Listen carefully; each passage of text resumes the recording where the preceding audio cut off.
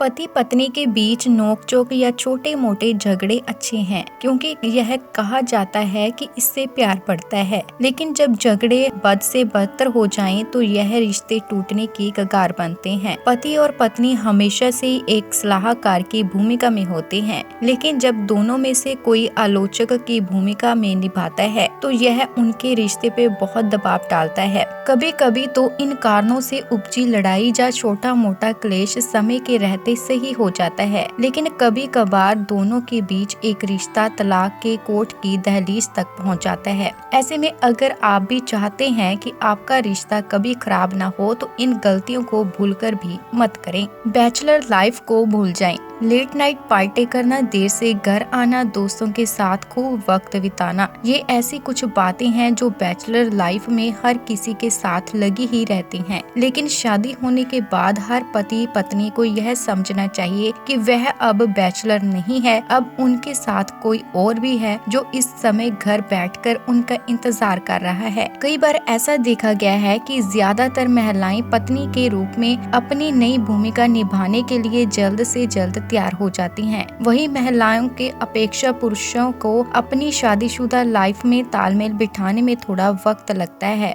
माता पिता को बीच में ना घसीटे। किसी ने ठीक ही कहा है कि शादी दो लोगों का नहीं बल्कि दो परिवारों का मिलन होता है, लेकिन आजकल के विवाहित जोड़े शायद इस बात को भूल गए हैं। तभी तो पति पत्नी आपस की लड़ाई में एक दूसरे के घर वालों को घसीटने से बाज नहीं आते। लड़ाई में तो लोग अक्सर इन बातों को भूल जाते हैं कि किसी को भी अपने परिवार की बुराई या उनके बारे में भला बुरा सुनना पसंद नहीं है। बात बात पे झगड़ा करना। शादीशुदा रिश्ते में तल्खी का एक कारण दो लोगों की बात बात पर झगड़ा करना भी है। जी हाँ, पति पत्नी के बीच उस समय चीजें बिगड़ जाती हैं जब दोनों एक दूसरे को बात बात पर ताने मारने लगते हैं। ऐसी स्थिति में वो दूर नहीं जब आपका रिश्ता टूटने की कगार पे आ जाता है। ऐसे में पति पत्नी दोनों को ही इस बात का ध्यान रखना चाहिए कि उनकी वजह से घर में छोटी छोटी बातों पे झगड़ा ना हो। बेवफा पार्टनर।